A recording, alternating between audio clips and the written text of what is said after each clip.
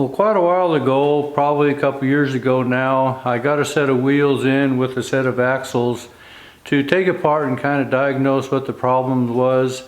And if you remember back, I did do a video on that set of wheels, and they needed rebuilding and they don't really fit the axles well. So I didn't have time to rebuild those wheels and I was going to send them home. Well, as kind of things transpire, they never did go home and they sat here kind of in the back corner. Well, I'm still in the middle of doing this mud wagon rebuild, so I thought maybe I could throw these wheels in as part of my after work schedule.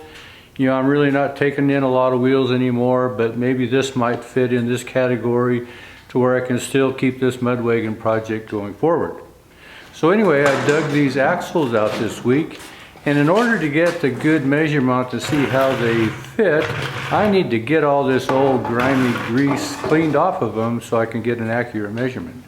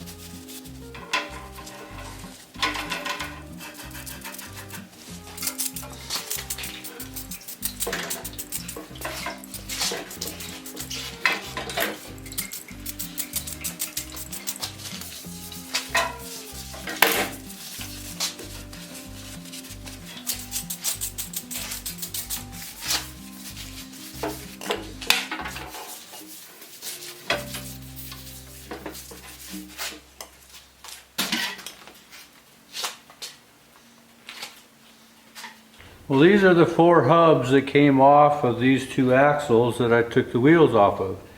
These 2 here on the left are the rear wheels and these 2 are the front wheels. And there are 2 different sizes axles on this wagon.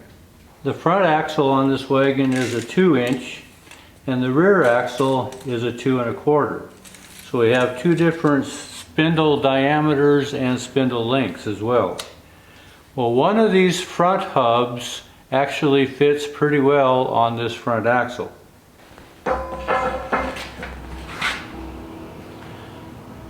This is the only hub that really fits pretty well at all. Neither one of the hubs for the rear axles fit well at all. They're really sloppy up against the collar, even though up against the nut they seem to be a little tighter.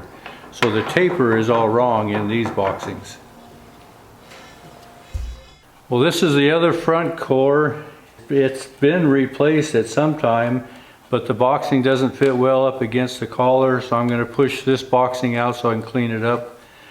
This second here in the lineup is a rear hub core, and you can see where it is split pretty well. It needs to be replaced. And this is the second rear hub core. It's not quite so bad a shape, but because the boxing doesn't fit well either, I would like to push it out and get a good measurement on it after I clean it up.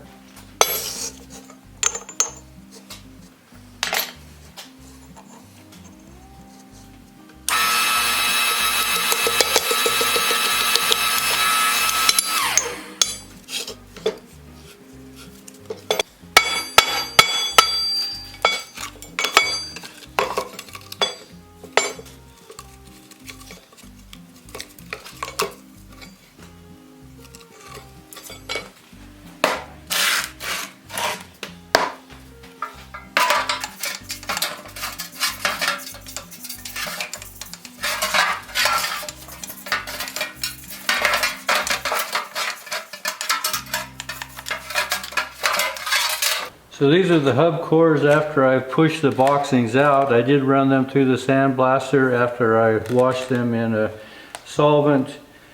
This last hub, it had some material that was pushed into it. Not real uncommon, so not a really big deal. This one with the big crack in it, it has a lot of canvas that has been pushed into it. So it didn't fit really well, or perhaps it spun sometime in its life. But this one definitely needed to be replaced. This boxing goes with that core. And this other front core, this is the boxing that came out of it. And I'll show you, it's not quite as bad as the rear axle, but it also has some play on the large end of the boxing up against the collar.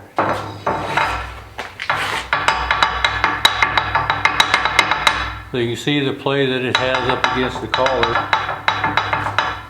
Up against the nut is not quite so bad. It has a little play, but none of these boxings are super tight. You know, even the new boxings, they tell me they make about 10 thousandths over just to allow for some grease. This has got some time on it. So this one isn't real bad. Worst case scenario, it would probably work okay. I did find another set of boxings that I had off of an old 2-inch axle as well. And these boxings actually fit a little better as a good replacement for this boxing for the front axle. So this has far less play than the other boxing did. That'll make a good replacement and make a good pair for this front axle. So it's a little bit different in style, but the thing that's going to affect this core, this boxing that fits better is a little bit smaller by 1/8 of an inch on the OD than this boxing that came out of that hub. So in order for me to use this boxing to replace this one, I'm going to have to make that core also. Well, I got interrupted in my hub turning project. I had a fella drop by, a swing tongue that got broken. I need to replace this. He needs to be up and operating tomorrow morning. So I'm gonna take this apart, put a new wood blank in this for the swing tongue, and I'll set these hubs aside for right now.